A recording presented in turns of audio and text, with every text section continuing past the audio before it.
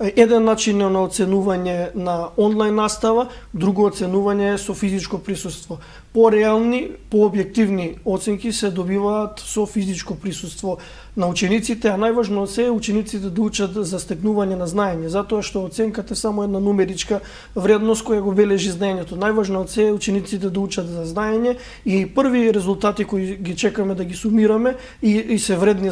се вреднуваат се резултатите кои се остваруваат на крајот на првото полугодие. Заврши прво тромесечие со физичко присуство во училиштето, малку во споредба со минатата година е намален успехот на учениците, но ова е само прво тромесечие, сепак останува простор за да поголема анализа кога училиштата ќе достават и до нас е крајот